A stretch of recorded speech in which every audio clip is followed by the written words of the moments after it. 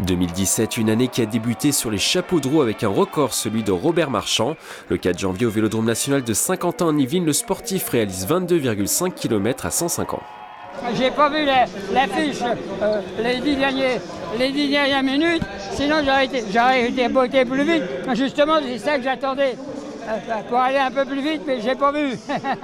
Le Vélodrome de Saint-Quentin en Yvelines, théâtre d'un autre record, mais cette fois-ci en handball féminin. Le 25 mars, le club d'Issy Paris s'impose contre Brest en championnat devant plus de 5000 spectateurs, du jamais vu.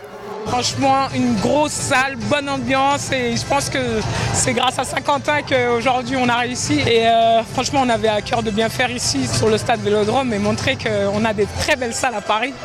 À quelques kilomètres du Vélodrome national, le dimanche 5 mars, Bois d'Arcy accueille la première étape du Paris-Nice.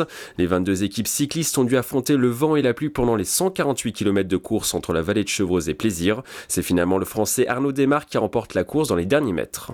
Ça a été une étape absolument magnifique, peut-être la plus belle étape de Paris-Nice, plus belle première étape de Paris-Nice depuis 20 ans ou 25 ans. Les politiques ont également joué des coudes au début de l'année 2017 pour remporter la victoire. Le 29 janvier à Paris, Benoît Hamon, alors député de la 11e circonscription des Yvelines, remporte les primaires du Parti socialiste devant Manuel Valls. 58% nationalement, 89% à Trappes. Je suis hyper content. Maintenant, tout reste à faire parce que c'est qu'une primaire. Maintenant, en route pour la présidentielle et vers la victoire le 7 mai prochain. Quelques semaines plus tard, c'est finalement un ancien ministre qui s'illustre le soir du premier tour des élections présidentielles le 23 avril. Emmanuel Macron se qualifie pour le second tour en devançant Marine Le Pen de 3 points au niveau national. Benoît Hamon termine 5e avec 6,36% des voix. Dans les Yvelines, le candidat d'En Marche remporte les suffrages avec 29%, juste devant François Fillon des Républicains. J'étais venu juste pour faire un bout de parcours sur un projet citoyen, la Grande Marche. Et de là, voilà, il a poussé et il nous a donné confiance en nous. Le début d'année 2017 a été également marqué par une triste première dans les Yvelines. Un rhinocéros du parc zoologique de Thoiry a été tué par balle pendant la nuit pour ses cornes par un braconnier.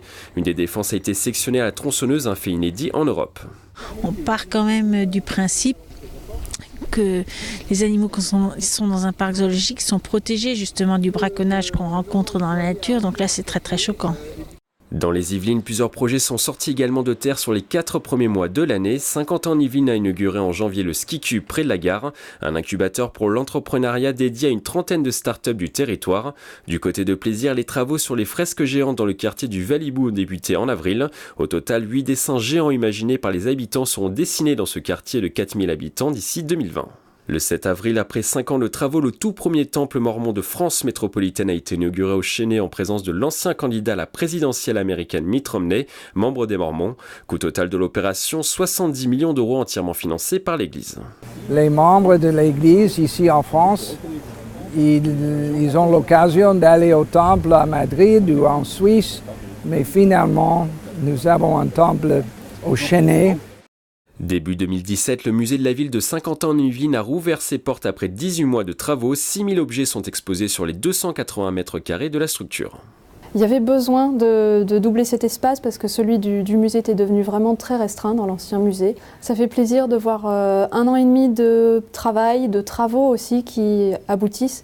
Dernière image de ces 4 premiers mois dans les Yvelines, un compte à rebours géant a été installé le 31 janvier à l'entrée de la gare de Saint-Quentin en Yvelines. Son objectif, afficher les jours qui nous séparent de la Ryder Cup, la plus grande compétition de golf au monde qui opposera les Européens aux Américains en septembre 2018 au golf national à Guyancourt. L'horloge qui a annoncé 604 jours ce jour-là affiche moins de 269 jours aujourd'hui.